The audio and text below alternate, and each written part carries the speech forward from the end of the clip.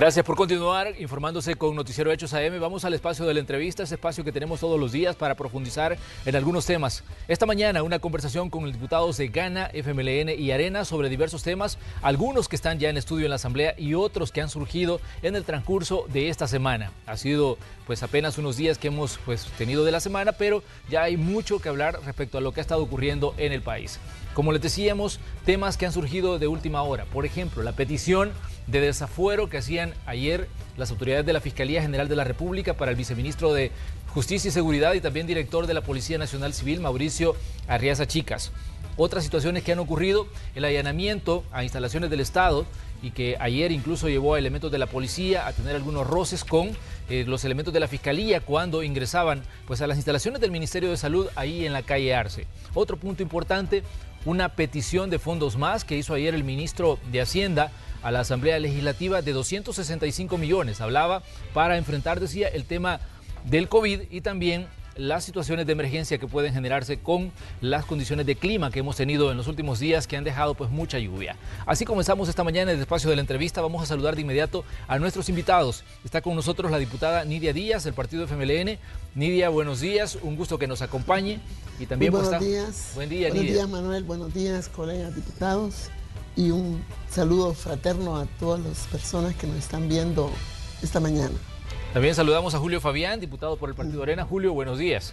Gracias, Manuel, buenos días. Un placer estar siempre contigo acá y con los colegas diputados Guillermo y Nidia. Un placer, mucho gusto saludarles a todos. Y también está con nosotros Guillermo Gallegos del Partido Gana. Guillermo, como siempre, qué bueno saludarlo. Muchas gracias, Manuel. Es un gusto poder compartir contigo, con los amigos televidentes y por supuesto con Julio y con Nidia esta mañana de miércoles. Guillermo, comienzo con usted. ¿Qué piensa usted de la petición que hacía ayer la Fiscalía de desaforar al viceministro de Justicia y Seguridad y también director de la Policía Nacional Civil por incumplimiento de deberes?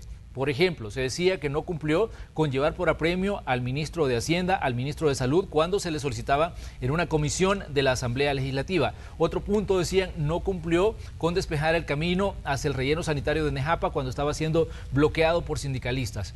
¿Qué dice usted respecto a esta petición que se hizo ayer? A nosotros nos parece que es una solicitud demasiado a la ligera. Es decir, creo que hay justificaciones bastantes legales, el por qué el comisionado Arriaza Chicas no logró hacer los apremios que se le solicitaban. Los ministros tenían justificación, él tenía justificación. Y quiero decir así de muy contundentemente, nosotros no vamos a votar porque se le quite el fuero constitucional al comisionado Arriaza Chicas. No porque él no pueda enfrentar con toda gallardía este requerimiento, sino que porque es improcedente. Y más nos parece que el objetivo que se tenía desde un inicio, principalmente por Arena y el FMLN, de querer procesar al comisionado Arriaza Chicas, pues se está logrando y sin fundamentos. Creo que yo lamento esta solicitud. A mí de verdad me causa extrañeza esta solicitud. Para ser sincero, no he tenido conocimiento hasta el día de hoy del requerimiento, pero sí sé que es por estas situaciones. Claro. Entonces nosotros no estamos de acuerdo, lo lamentamos y vamos a apoyar al director de policía, al comisionado Arriaza Chicas. Nidia, ayer uno de los diputados del FMLN, Shafik Handal, decía, nosotros como FMLN estamos listos para votar. ¿Esa va a ser la posición que va a asumir el partido? Mira, en primer lugar, la Comisión Especial de la Asamblea Legislativa que investiga la emisión de letes, la emisión de bonos, los préstamos, lo de las donaciones, cómo se ha dado uso y manejo de todo esto, lo llamó al ministro de Hacienda 3 veces, no fue, y de acuerdo al 132 de la Constitución deben colaborar, y si la tercera vez no llegan, es como un proceso judicial que se aplica y se le dice al director de policía que vaya a traerlo por apremio, y no lo hizo. Al contrario, justificó. Esa es una violación a la Constitución. Por más, razonamientos, no puede un ministro faltar 4 veces y sobre todo la última, que es su última oportunidad. Entonces la comisión certificó esto a la fiscalía, y eso es lo que ha llevado al fiscal a pedir un requerimiento. También se le acumula lo relacionado a el obstáculo que sindicalistas han puesto a la recolección de basura y a llevar la basura al botadero. Entonces, esos son como dos acumulados en cuanto a desobediencia. Y por supuesto, hay que preguntarle, ¿verdad?, a él, ¿por qué es que actúa así? Violando la Constitución, desacatando indicaciones precisas que le da la Constitución, y la falta de colaboración con un órgano del Estado al cual está obligado él también a obedecer, ¿verdad? Tal vez no administrativamente, pero sí, como dice la Constitución, a colaborar. Y por otro lado, quiero decirte que él tiene un acumulado en el proceso de investigación de los hechos del 9 de febrero, donde pronto la Comisión Especial va a dar sus resoluciones, y también van certificaciones para el fiscal, en el sentido que hay varios delitos acumulados ahí, y tiene órdenes de la Corte Suprema ahora, ¿verdad? Primero fueron medidas cautelares el 10 de febrero, ahora ya son indicaciones de que no haga más allá de lo que la Constitución le demanda, ¿verdad? Claro. Es decir, hay una serie de acumulados, y por eso creo que nosotros debemos acompañar esa petición del desafuero, pero será la Comisión de Legislación y Puntos Constitucionales la que tendrá todo el proceso, ¿verdad? Hoy va a entrar oficialmente ese requerimiento del fiscal, mañana jueves se va a conocer, sí, y ahí eso pasa inmediatamente a la Comisión de Legislación, donde ellos estudian toda la documentación fundamentada, y ahí se va a decidir por dictamen de la comisión si procede o no procede el desafuero. Muy y bien. ahí es donde se diría si se forma la comisión especial, etcétera. Son una serie de pasos, claro, que se dan, pero por todo lo acumulado ahorita, te digo que hay condiciones y suficientes motivos para desaforar al comisionado Arriaza Chicas. Muy bien, Julio, le queremos escuchar a usted. Sabemos que Arena tiene pues una de las fracciones de mayor número en la Asamblea Legislativa, pero ¿qué piensan ustedes de esta petición de desafuero? ¿Cuál sería, digamos, el análisis que van a hacer dentro del partido? Y también, ¿qué piensan de declaraciones que daba también ayer mismo el presidente de la República, diciendo quieren desmantelar el gabinete de seguridad y por ende afectar el plan control territorial? Eso es lo que se decía ayer, de las primeras impresiones ante esta petición que hacía la Fiscalía de desaforar al actual viceministro y pues director de la policía. Bueno, quiero decirte que nosotros no lo vemos desde ese punto de vista. Obviamente es la posición del presidente, aunque la respetamos, pero no la compartimos. Sobre todo porque en este caso el proceso que se le está llevando a cabo al señor director de la Policía Nacional Civil no tiene nada que ver con el control territorial. Lo que sí se está valorando es la cantidad de delitos que de manera recurrente comete el señor director general de la PNC. Y en ese sentido, como bien se explicaba ya anteriormente por los colegas, esa acumulación que ha venido haciendo de manera permanente le ha permitido tanto a la Fiscalía como a muchas, incluso organizaciones civiles, poder presentar avisos y en algunos momentos de que se pudiese hacer una investigación ante la Fiscalía. ¿Por qué razón, como bien se dijo, se conformó la comisión? Porque en ningún momento los funcionarios quisieron llegar a dar cuenta de lo cómo se habían estado erogando los gastos. Se crea la comisión con el único propósito de solicitarles que ellos lleguen y expliquen de la forma como han estado erogando esos gastos, que son fondos del Estado, que son fondos de todos los salvadoreños, que todos nosotros los vamos a pagar, pero ellos no han querido rendir cuenta en absoluto. Obviamente la comisión certifica que se puede traer por apremio al señor ministro, y el señor director manifiesta que eso es político y que él no le va a dar ningún seguimiento. ¿Pero a era ese válido tipo de que el director situación. de la policía diera explicaciones en vez de cumplir la orden? De ninguna manera, porque por mandato constitucional, en el artículo 153 y el 156 y el 193 de la Constitución, mandata que la policía es un órgano auxiliar en el proceso de investigación, y si la Fiscalía requiere de ese apoyo, obviamente ellos tienen por mandato constitucional hacer ese acercamiento de apoyo con la investigación que se está dando. Pero aquí se da lo contrario, no apoyan sino que obstaculizan, y eso constituye delito. Y eso es lo que se tiene que hacer. Tengo otra pregunta, Nidia. ¿Qué piensan ustedes cuando el 9 de octubre, para ser exacto, se nombra al director de la policía viceministro? Para algunos decían, ya se veía venir un proceso por todo lo que estaba ocurriendo y esto fue una especie de blindaje. ¿Ustedes lo ven así en el FMLN? No es correcto ese nombramiento porque contradice la ley. La ley orgánica de la policía dice que no puede tener 2 cargos. Eso es una cosa que hay que resolver y lo van a resolver las autoridades también competentes, pero desde ya les digo que lean la ley orgánica y ahí dice que no puede el director tener otro cargo y ahora se le está dando otro cargo que busca la inmunidad, la protección. Ahora, digo yo, bueno, ¿y cuál es el problema? Ya se sabe que ha cometido una falta, que ha cometido un delito, que se desacató lo que dice la Constitución y las indicaciones y ahora lo tratan de proteger.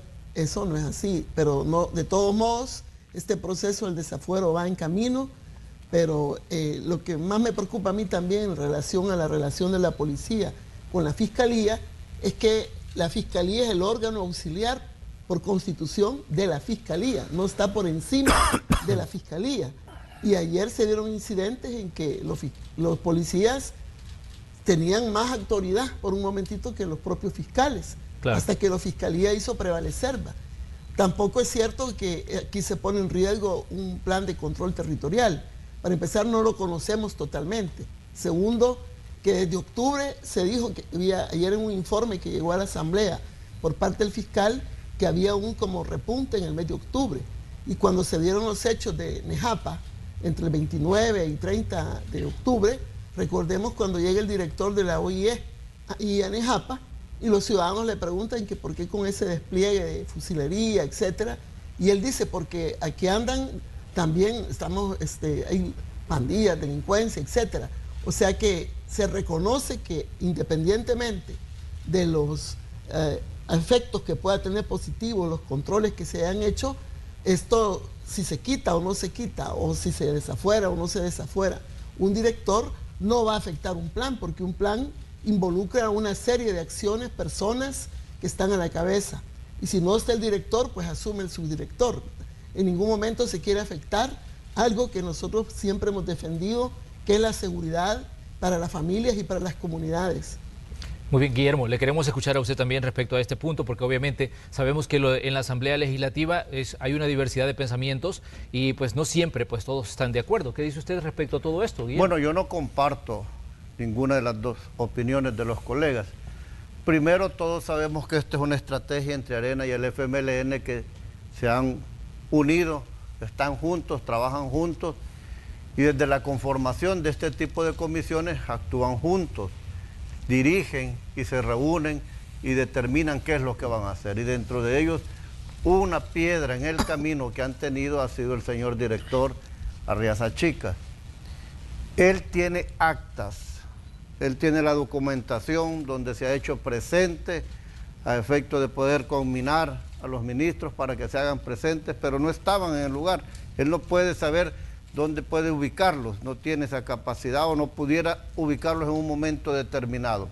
Lo que sucede es que en la comisión, como vuelvo a decir, a fuerza de votos, tienen todo el derecho porque tienen los votos, no han querido escuchar, no han querido recibir, no han querido atender las propuestas y han pues girado a la fiscalía. La fiscalía presenta el requerimiento y si lo desafueran, Arena aquí tiene una espada entre el pecho. Arena no quiso desaforar a Norman Quijano, que estaba involucrado con pandillas. Arena no quiso desaforar, el Frente sí votó y nos hizo falta un voto. Y ese voto fue el de Arturo Magaña. Y hasta el día de hoy, Arena no ha querido desaforar a Arturo Magaña y han pedido que no se desafuere. Entonces esta va a ser la doble moral, en este caso de Arena.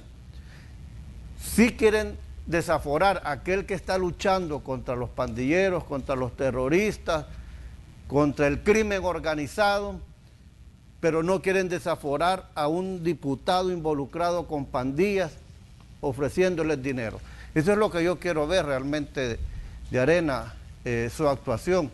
Entonces, no es cierto tampoco, cuando el FMLN estuvo en el gobierno, nombraron militares, que es prohibido por la Constitución que fueran directores de la policía. Entonces yo creo que hay que ver atrás también lo que se ha hecho. Y por eso vuelvo a decir, quizás el punto medular de todo esto, como lo he dicho, es esa... Y esto no ha terminado, realmente ellos siguen, continúan. Yo estoy en 2 comisiones, en la comisión del 9 de febrero, que por cierto la resolución de la sala no dice exactamente lo que Nidia ha dicho. La resolución recomienda, dice, pero tampoco dice gires instrucciones a la fiscalía. Recomienda y pide que no se vuelvan a cometer esas cosas. Y estoy en la comisión de títulos valores, es de donde han salido estas citas que al parecer no han querido recibir. Entonces, para Arena sí va a representar una decisión muy difícil. Ante nosotros no, pero ante la población van a estar expectantes. No votan contra Norman, lejos de eso lo blindan 5 años más en el Parlamento Centroamericano, pero sí con alguien que ha hecho mucho por este país y que mucha gente reconoce el esfuerzo del director Arriaza y de la policía, al igual que del ejército. Muy bien. Entonces, para mí, Manuel, sí, son ya estrategias montadas que quieren generar un desgaste constante y permanente al gobierno en la mente de ellos. Pero realmente lo que no logran comprender ambos partidos es que el desgaste lo sufren constantemente ellos ante la opinión y la población principalmente. Bueno, Julio, por alusión al que no sé qué tiene usted que agregar sobre todo esto que se está mencionando. No, mira, la verdad es de que hay cuestiones en las cuales se quiere vincular de una manera directa que nosotros tenemos algo con otro partido. Decirte que no. Hace periodo pasado, Gana y otros partidos votaban a la par del FMLN y decían todo a la par del FMLN y no por eso ideológicamente eran iguales. En algunos momentos nosotros coincidimos y si coincidimos por el bien del país, pues ahí votamos. Y prueba de eso que la semana de recién pasada, pues incluso el FMLN nos tildó a nosotros y nos hizo señalamientos fuertes, porque nosotros votamos con Arena y con el PCN la ratificación de un préstamo y la distribución de ese préstamo. Por lo tanto, creo yo que ante esas evidencias nosotros no podemos asumir una crítica de esa naturaleza. Nosotros estamos conscientes de nuestro trabajo y sobre eso es que nosotros valoramos la posición que ejercemos a cada momento. Así es de que nos desvinculamos completamente de ese señalamiento. Obviamente, pues, quien nos hace se los imagina, pero nosotros no tenemos ningún compromiso con el FMLN. Si en algún momento coincidimos, ahí vamos a estar. Pero de igual manera, si en algún momento coincidimos con Gana, PCN, PDC y todo lo demás, pues ahí vamos a estar también. Muy bien, pero hay un punto específico cuando él decía, bueno, van a votar por el desafuero del viceministro de Seguridad, pero no votaron por el desafuero de Norman Quijano. No, mira, hasta este momento, el día de ayer fue que ingresó, particularmente, y creo que nuestra fracción no ha tenido acceso al requerimiento fiscal presentado. Yo no puedo anticipar un criterio sin saber sobre qué base voy a votar o no voy a votar. Obviamente, pues hay que respetar el debido proceso y sobre eso vamos nosotros a dar nuestras opiniones en el momento oportuno. Pero cuestionar sin saber qué es lo que se está presentando, obviamente, pues para mí es un poco aventurado hacerlo. Si es de que nosotros esperaríamos que ingrese formalmente el día de mañana a través del Pleno Legislativo y posteriormente, pues nosotros vamos a valorar la situación y obviamente si hay delito, pues vamos a acompañar, pero si vemos que no lo existe, pues entonces vamos a tener que hacer nuestras valoraciones y sobre eso estamos. Ahora bien, Julio, ¿qué piensan ustedes de lo que pasó en el Ministerio de Salud? Está siendo allanado por la Fiscalía General de la República, pero ayer hubo ciertos roces ahí entre la seguridad del Ministerio, la gente de la policía y la gente de la Fiscalía, porque incluso se dijo que se había hecho cacheos a los fiscales para ver las armas que estaban portando y una situación un tanto confusa en la que tuvo que llegar incluso un jefe de la Fiscalía a intervenir para ver que los fiscales ingresaran. ¿Cómo ven ustedes este panorama que tiene que ver también con lo que se está discutiendo en la Asamblea con el uso de fondos para el tema de la pandemia? Mira, sigo insistiendo que es lamentable la actitud de un órgano auxiliar como es la Policía Nacional Civil. Obviamente, por mandato constitucional, el ente rector de una investigación se llama Fiscalía General de la República. Por lo tanto, el ente auxiliar es Policía Nacional Civil. Y ahí está contemplado en la Constitución. Y la Constitución le mandata que debe de acompañar a la policía debe de acompañar la investigación. Pero aquí se hace lo contrario, la policía obstaculiza la investigación y ambas cosas son delitos y tienen que, en algún momento, la fiscalía puede incluso procesar a esas personas que están obstaculizando y así lo menciona, y los individualiza y los puede procesar por estar obstaculizando un proceso de investigación. Yo creería y siempre he pensado que ha llegado el momento en que es mejor que la Fiscalía pueda tener o la Corte Suprema, la misma Fiscalía, una policía judicial que dependa de ellos, ya no de una Policía Nacional Civil, porque cuando tú ves este tipo de situaciones te encontrás que lejos de ayudar, obstaculizan. Obviamente, reitero, es lamentable porque en estos momentos, lejos de llegar a un acuerdo, lo que están haciendo es obstaculizando. Tú ves, y te lo mencioné, el artículo 153, el 196 de la Constitución, ahí lo dice claramente, cuál es la función que debe tener un órgano auxiliar como se llama Policía Nacional Civil. Muy bien. Y lejos de eso, lo que están haciendo es obstaculizando. Ojo, eso es peligroso para la democracia de un país. Eso es peligroso para el Estado de Derecho que nosotros tenemos actualmente, porque entonces estamos ante unas instituciones que no obedecen lo que se les mandata, sino que obedecen a criterios propiamente en este caso, del Ejecutivo. Yo creo que eso no es válido. Muy bien, Guillermo.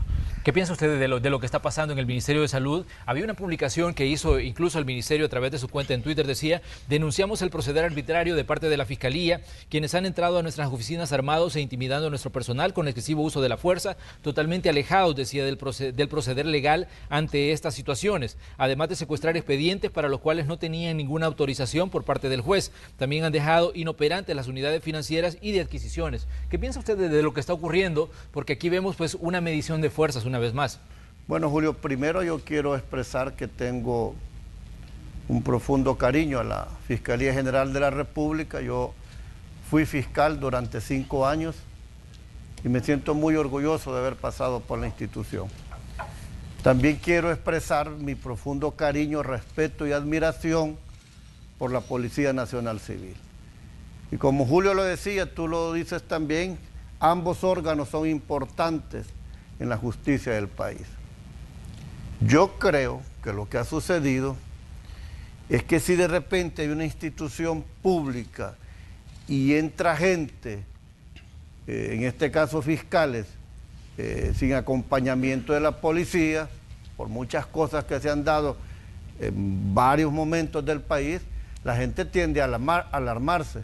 Claro. Creo que estos procedimientos siempre deben de ir acompañados de la Policía Nacional Civil, porque mientras los policías, mientras la Fiscalía realiza la investigación o lo que va a hacer, quien presta la seguridad es la policía. Y no pueden fiscales estar prestando la seguridad, eso no es competencia de ellos. Entonces creo que aquí lo que falló fue falta de coordinación. Si la Fiscalía va a hacer un procedimiento de esta índole, yo creo que tiene que avisarle a la policía para que preste las condiciones de seguridad, quién entra, quién sale. O sea, si hay alguien que va a salir con algún documento, pues por ahí está la policía, pero no puede la Fiscalía. Entonces yo creo que el llamado es para que estas instituciones coordinen este tipo de trabajo. Entonces creo, amigos televidentes y Manuel, que debió de haber coordinación con la policía, a pesar, y es que una cosa deben de entender tanto la Fiscalía como la policía, a pesar de las diferencias que se puedan tener, tienen un mandato constitucional que cumplir. Y en este tipo de procedimientos tenía que haber una coordinación. Y en efecto, cuando llegan los fiscales, seguramente las autoridades de la institución han de haber llamado a la policía: mire, aquí pasa esto, ¿saben algo? Y mandan pues a la policía a ver qué pasa, y comienzan ahí las situaciones que se dan. Afortunadamente esto no llegó a más, pero debe de servir, como vuelvo a decir, debe de servir de ejemplo para que en futuros esto no vuelva a suceder. Todo debe de ir acompañado de la policía y de la Fiscalía en coordinación. Así como cuando salen que van a capturar mareros, que yo los felicito a los dos a las dos instituciones, porque las dos han golpeado enormemente a los terroristas, a los pandilleros.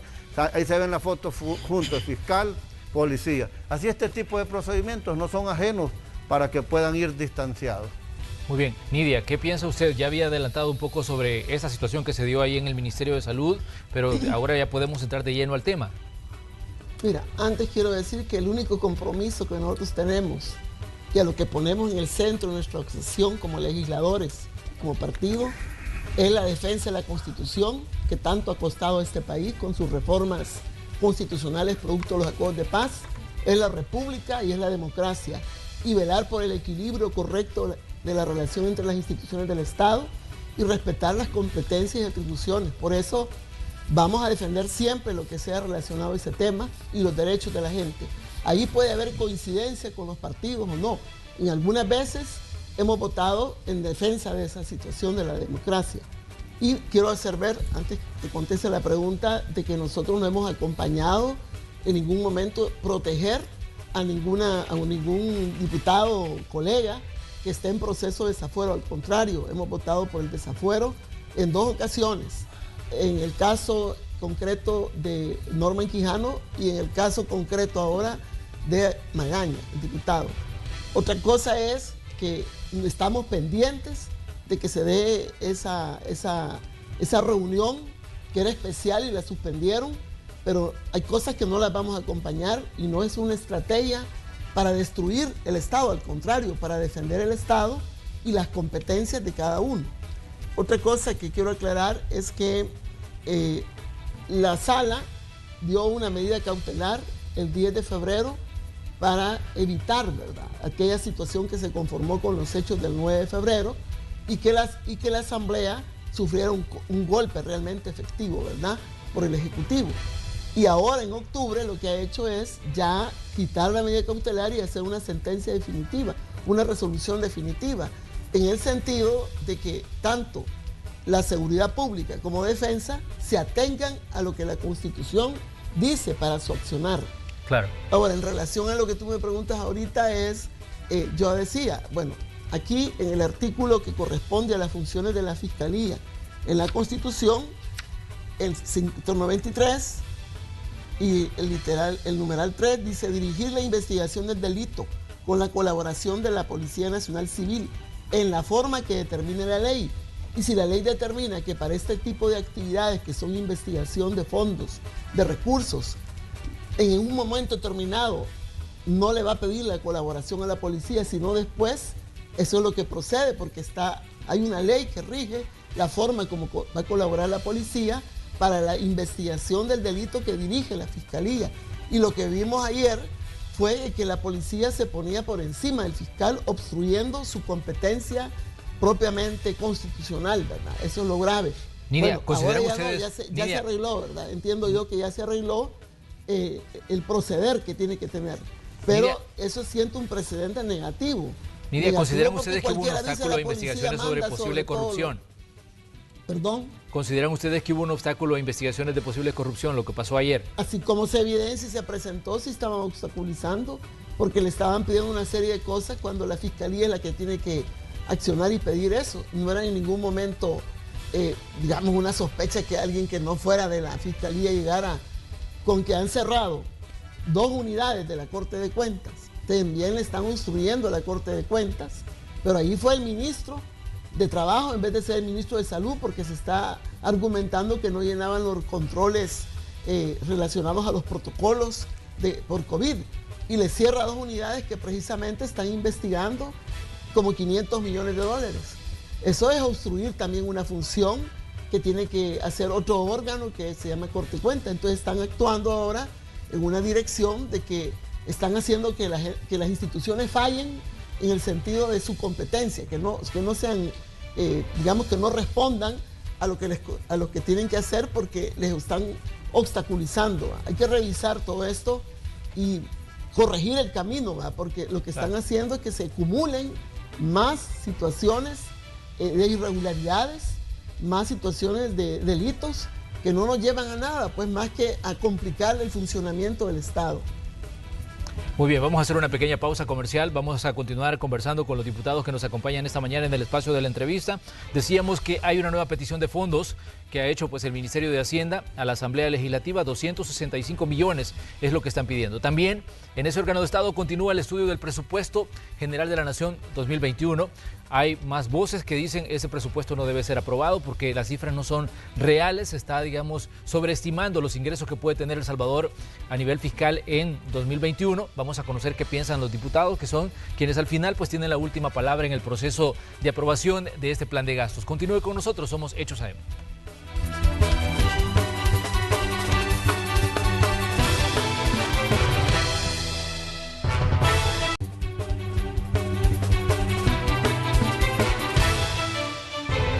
Continuamos con el espacio de la entrevista de Hechos AM correspondiente a este miércoles 11 de noviembre de 2020. Hoy tenemos como invitados a diputados, está Julio Fabián, diputado por el Partido Arena, está Nidia Díaz por el Partido FMLN y Guillermo Gallegos por el Partido Gana. Ayer, como decíamos, el ministro de Hacienda, Alejandro Zelaya, fue a la Asamblea Legislativa a pedir 250 millones, decía él, para atender la situación generada por el COVID.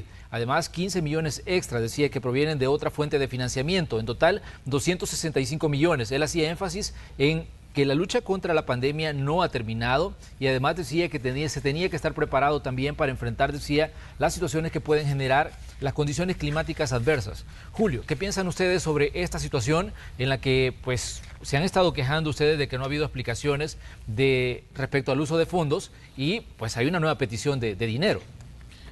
Mira, nosotros siempre hemos actuado de manera positiva. Y lo único que a veces nosotros hemos solicitado es que existan explicaciones de la forma como se están erogando los fondos. Fondos que son del pueblo, fondos que todos nosotros los vamos a pagar. Y obviamente eso es lo que siempre hemos pretendido. De ninguna manera nosotros queremos fiscalizar por querer decir de que queremos tener una intromisión de manera directa. No, si lo que hemos pedido nosotros son explicaciones de la forma como se han estado erogando dichos fondos. Sobre todo porque como Asamblea Legislativa es parte de nuestro deber poder exigir de la forma como se erogan. No es simplemente otra cosa. Ahora bien, ellos han presentado una nueva propuesta. Nosotros tendríamos que analizarla, sobre todo porque todo lo que va, y yo lo he externado, todo lo que va en relación a lo que es contribuir con fondos para la pandemia, obviamente creo que nosotros estamos en la disponibilidad de poder dar nuestro voto. Pero resulta que de repente te están proponiendo, creo que una cantidad de dinero que va ahí a través de FOPROMIL. Eso es algo que solo se utiliza cuando existe una emergencia, una ley de cuando se da una emergencia de calamidad pública. De calamidad pública o cualquier otra cosa por el estilo. Porque, ¿qué es lo que sucede con esa ley? Que yo ya no estoy de acuerdo que exista. Porque ahí esa ley lo que te hace es que tú le depositas fondos y lo puedes erogar de la forma como tú querrás, sin hacer ningún procedimiento. Y eso a veces lo que permite es que se den actos de corrupción. Yo creería que si las cosas las quieres hacer tú de manera transparente, lo puedes hacer por otra vía. Por lo tanto, concluyo yo diciéndote que vamos a analizar nosotros la propuesta que el día de ayer presentó el señor ministro de Hacienda y obviamente tenemos que analizarla con el único propósito de reorientar objetivamente los fondos para la razón de ser, no simplemente porque de repente a ti te aparecen que quieren fondos, un ejemplo, para los viveristas, pero a estas alturas que el invierno ya terminó, ¿para qué nadie, ningún cafetalero que quiere tomar ni las plantitas regaladas porque no hay forma de poderlos sembrar en este momento si se te van a perder? Al contrario, es mucho más gasto lo que vas a hacer. Entonces nosotros tenemos que ver la forma como vienen distribuidos los fondos. Obviamente también existen compromisos con la parte de Fomilenio, que de una manera, no sé, la razón, si le podía llamar irresponsable, no se incorporaron en el presupuesto general de la Nación. Obviamente hoy está el señor director de Fomilenio 2 pidiendo los 50 millones y existen un déficit en relación a los veteranos de la Fuerza Armada y del FMLN que también habría que cumplir. Por lo tanto, creería yo de que tenemos que analizarla, ver la forma como vienen distribuidos esos fondos y obviamente dar nuestra opinión en ese sentido. Muy bien, Guillermo. Bueno, sí, efectivamente, ayer el señor ministro presentó dos solicitudes, ratificando y pidiendo una distribución para el préstamo de 250 millones que está para asignarlo con ese proceso de asignación de fondos, y una nueva solicitud de 15 millones para el tema del COVID, haciendo un total de 265 millones. Ayer daba un dato la señora ministra de Turismo, Claro. que habrá una conferencia internacional de todo Latinoamérica, LATAM, Latinoamérica, y ponen a El Salvador como el número uno, como el país número uno para haber combatido o haber atendido el COVID. Muchos salvadoreños, muchos, bastantes, reconocemos el esfuerzo del gobierno y del presidente Bukele en ese sentido. Latinoamérica lo reconoce, y esto ha sido gracias pues a los fondos que se han contado, de alguna manera queriendo ser obstaculizados por Arena y el FMLN, de alguna manera no queriéndolos dar. Los han terminado dando por ese famoso 30% que va para los alcaldes. Entonces, de esos 250 millones que se ha propuesto, hay una distribución de la siguiente manera, siempre continuando con el 30% para los alcaldes, que es una buena cantidad de dinero. Se está hablando también de poder reforzar el tema del COVID, poder reforzar a Protección Civil, a FOPROMIT también. ¿Y quién dice que aquí no hemos tenido emergencia? Bueno, hoy yo seguía leyendo la triste noticia de 4 salvadoreños muertos ayer por el COVID. Como las tormentas, el huracán, tanto desastre natural que hemos tenido, demanda de recursos, demanda de dinero. Entonces yo creo que es una buena oportunidad para que los colegas diputados de Arena y del FMLN, como decía el diputado Julio Fabián, vamos a estudiarlo, pero estudienlo de verdad, con intención de querer apoyar y respaldar. Yo creo que ustedes deben de comprender y entender de que realmente se ha hecho mucho y el país ha sido reconocido por Latinoamérica, por el mundo entero, para poderlo tener como el primer país. Entonces decía, los 96, mira, de estos 250 van 96 millones para las alcaldías, 50 millones destinados a Fomilenio, 64 millones para FOPROMIT, que es el tema que tiene que ver con las emergencias, y 40 millones para financiar los productores agrícolas de granos básicos y sector agropecuario general, que es una petición que ha estado haciendo Arena recientemente. Entonces yo creo que la distribución es una buena distribución, le conviene a todo el país y sería importante pues que lo podamos estudiar una vez ingrese esta nueva redistribución que hace el señor ministro. Aprovechando, yo quiero pues felicitar el trabajo del ministro Zelaya. Creo que ha anunciado algo importante, esta unidad especial para combatir o investigar aquellos capitales salvadoreños que para evadir impuestos se están trasladando a paraísos fiscales en otros países. Muy bien. Nidia, ¿qué piensa usted de esta petición, este requerimiento de fondos que hace en este caso Hacienda y que lo hacía ayer justo el ministro Alejandro Zelaya? Mira, en estos 9 meses la Asamblea le ha dado al presidente de la República y al gobierno muchos instrumentos legales y también financieros. Por ejemplo, en los 2.000 millones que se autorizaron en marzo, ya se le dieron por la gestión que ellos mismos han colocado, 389 que vinieron del Fondo Monetario Internacional y 250 millones del BID. Eso ya está distribuido y hay otros recursos que se están planteando que están a las puertas por préstamo, como son estos 250 millones del BID y los otros 15 que ayer se pidieron. Generalmente la asamblea, como hay como tres vueltas, una que autoriza el préstamo sobre la base de 2.000, otra es que se ratifica y otra es la asignación. Entonces el Ejecutivo manda una propuesta de asignación, ya lo planteó el diputado Gallegos, como viene ahora. Hace unos días había otra propuesta de asignación. Hay fondos que se plantean ahí que ya estaban presupuestados en el presupuesto 2020 y que no estuvieron presupuestados, en el 2020, como son los fondos de Fomilenio. Y se ha venido a través de esto, ¿verdad?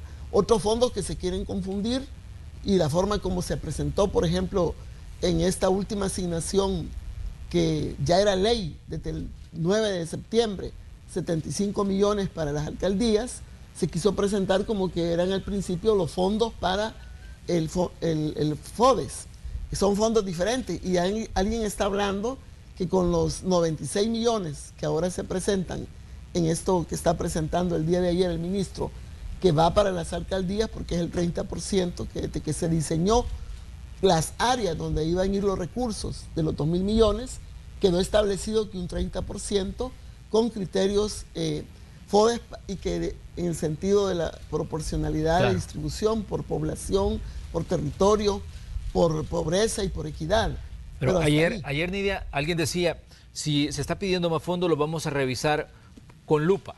Y decía, ¿por qué? Porque sobre todo decía lo que tiene que ver con Fopromid. Que ahorita, por ejemplo, hay autorización que todavía no se ha concretado en estos 2.000 millones. Si se dan otros 250 millones, todavía queda más de 1.000 millones que hay que gestionar.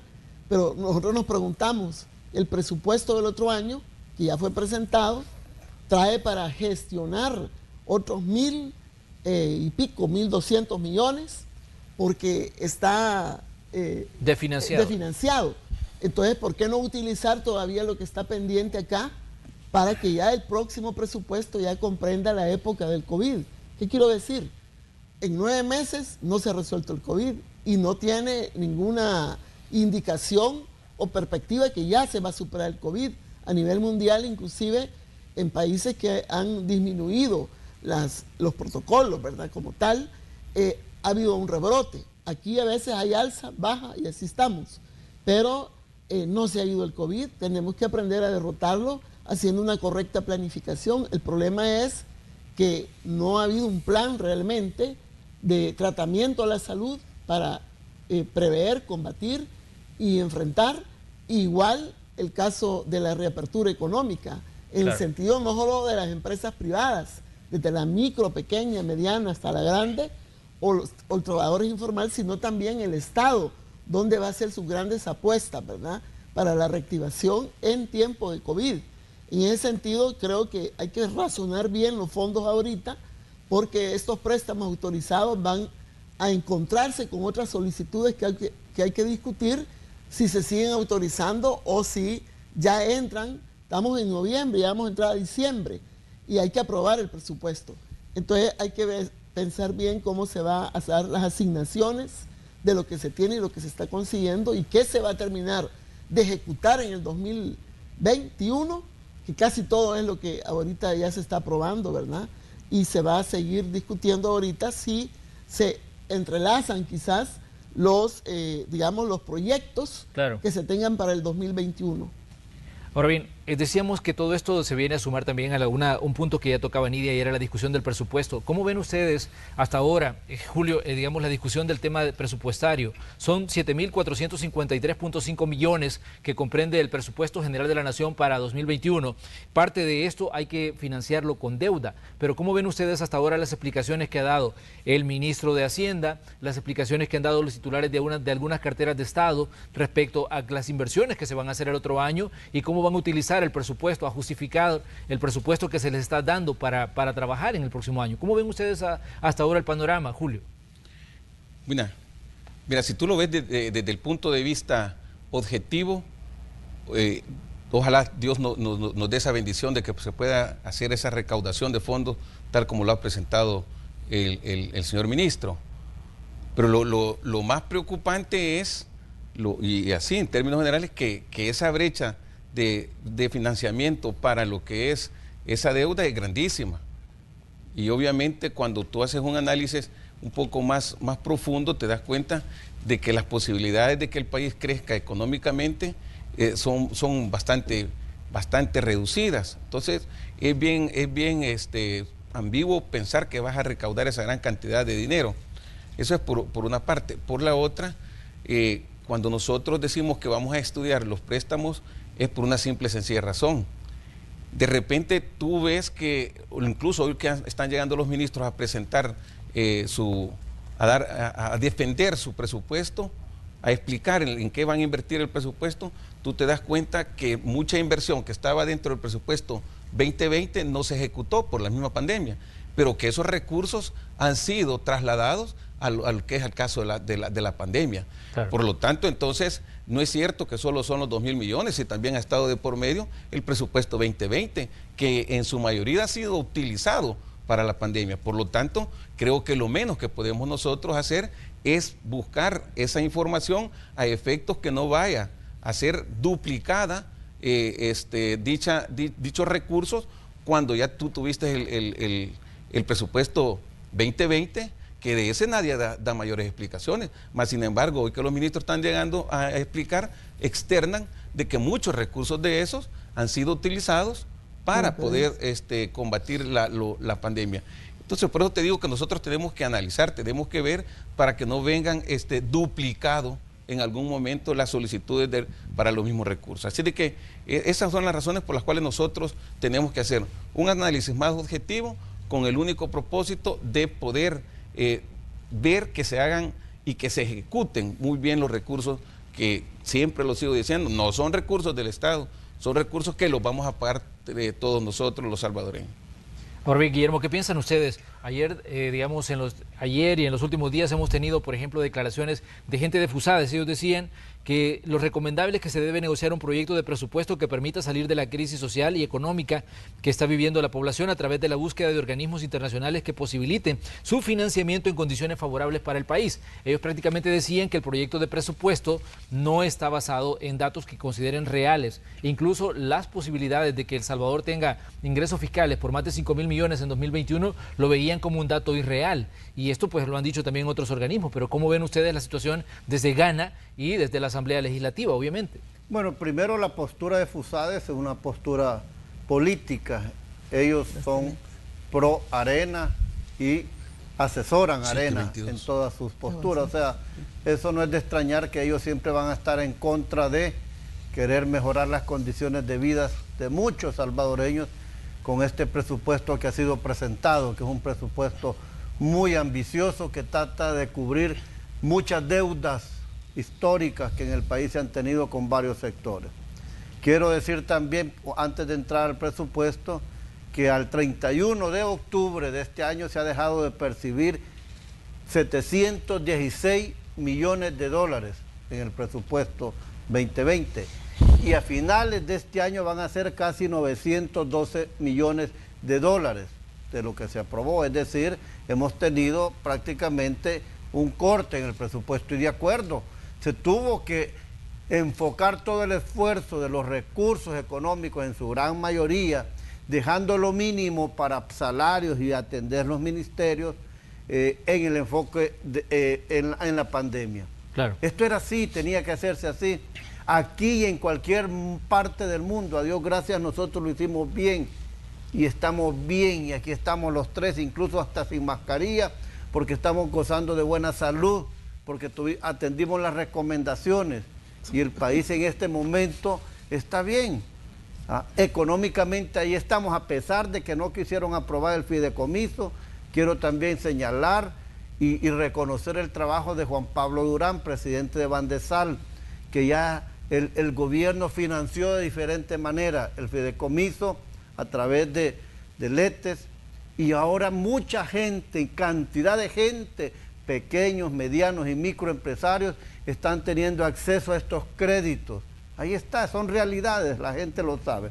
Entonces el presupuesto ya está siendo presentado.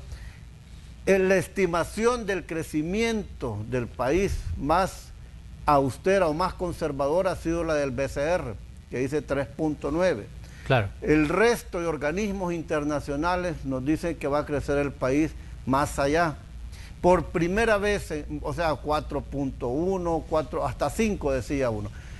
Por primera vez, el 5% del presupuesto, que son casi 1.300 millones de dólares, que es el 5% del PIB, perdón, va destinado a educación. Hay una buena cantidad para salud, hay otra buena cantidad para seguridad. Yo creo que este va a ser un gran reto para poderlo aprobar. Principalmente nosotros estamos de acuerdo y hemos estado escuchando a los ministros con mucha atención. Personalmente yo he estado las 2 sesiones de lunes y martes de 9 de la mañana hasta las 2, 4 de la tarde escuchándolos para darnos cuenta de cómo es que ellos están haciendo su trabajo. Creo que vamos muy bien. Este va a ser un reto importante para los partidos Arena y el FMLN, porque de no aprobarlo, pienso yo, bueno, le estarán dando la espalda a muchos sectores que se van a beneficiar. Como educación, por ejemplo, a todos los maestros se les va a aumentar $100. Ahí está en el presupuesto. A todos aquellos empleados de Fosalud se les va a contratar directamente.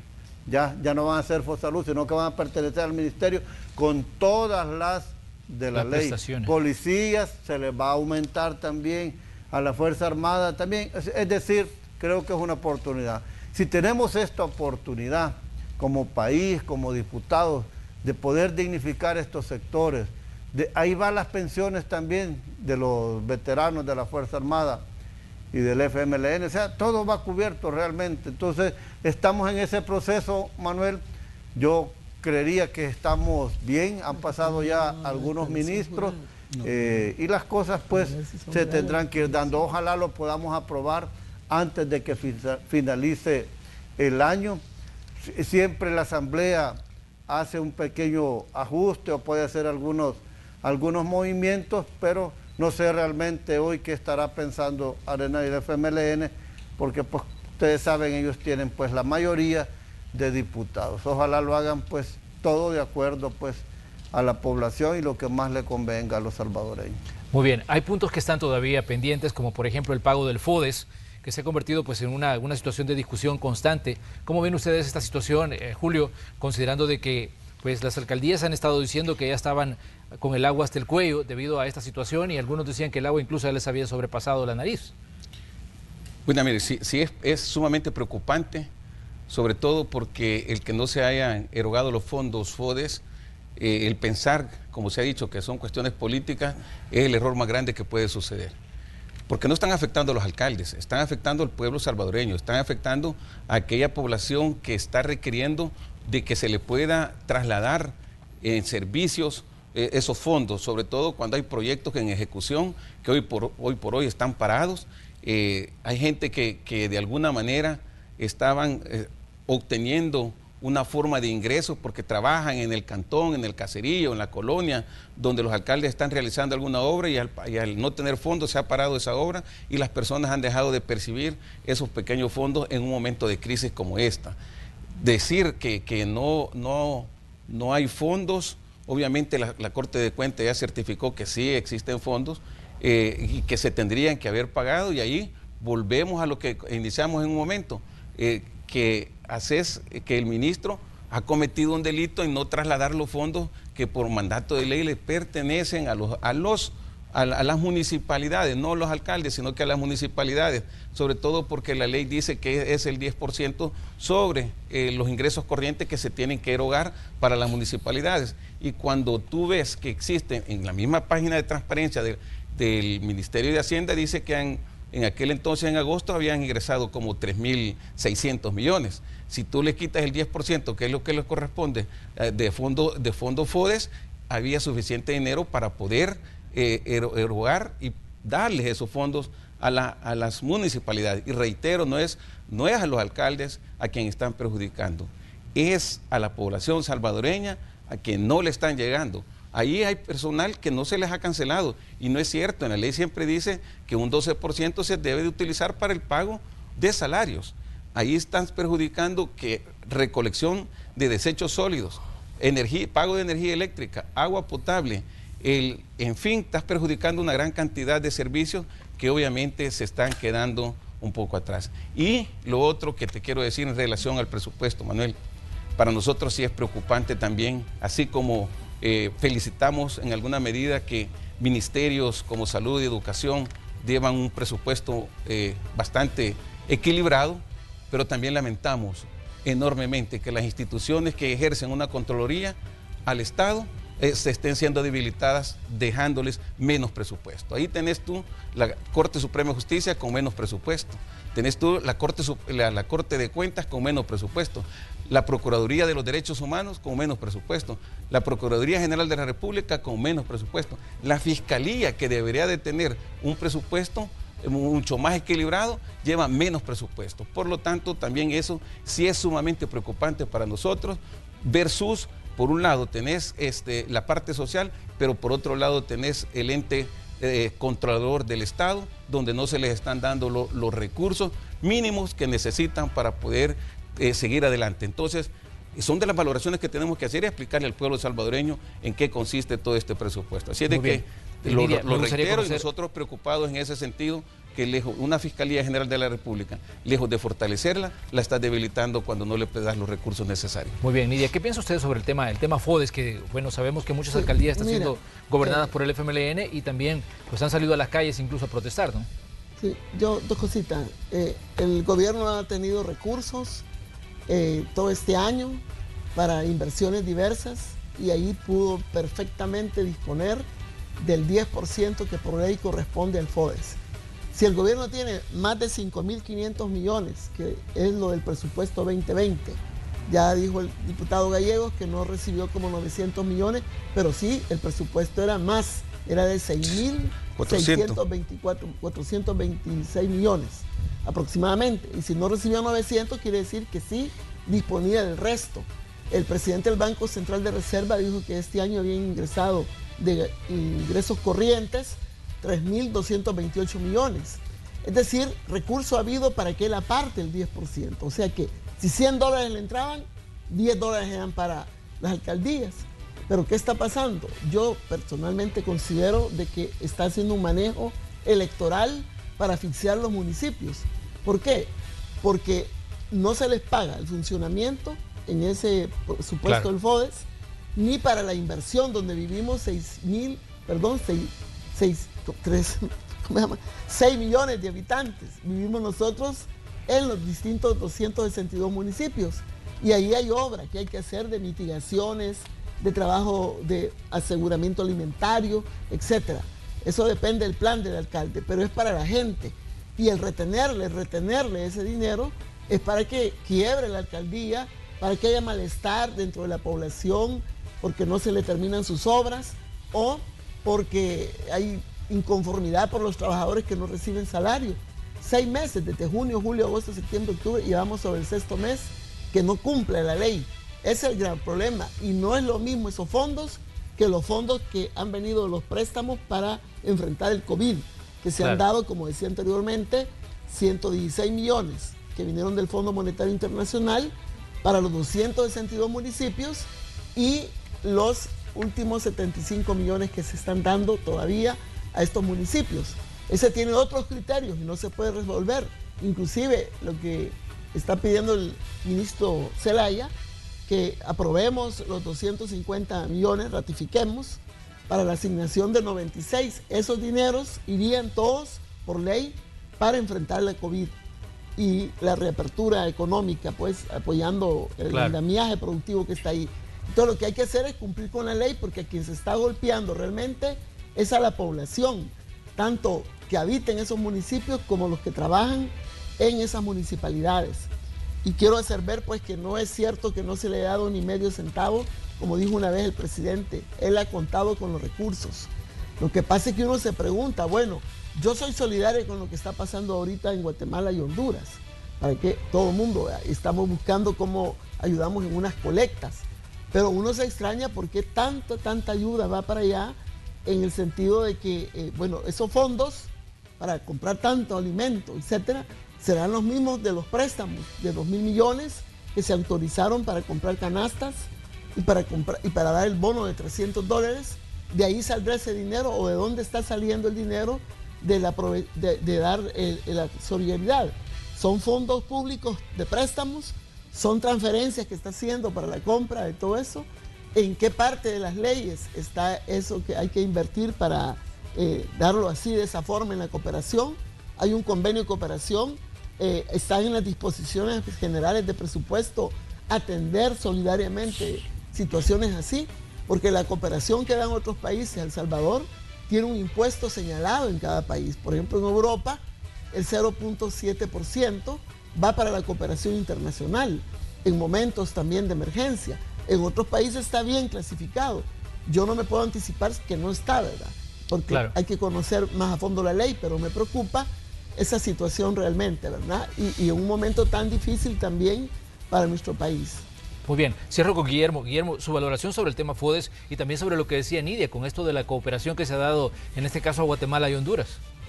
Bueno, si fuera para Nicaragua, quizás no estuviera Nidia reclamando. Siempre estaría preguntándome para dónde. Pero yo creo que eso es parte de ser un poco insensible. Yo estoy recolectando ante la situación que viven otros países. Y afortunadamente tenemos la bendición de poderles dar y otorgar algo. Yo no me preocuparía por lo que Nidia dice. Alguna respuesta habrá que tener ante esta situación. Lejos de eso, me alegraría por los hermanos de Guatemala y Honduras. Ellos lo han agradecido mucho, bastante.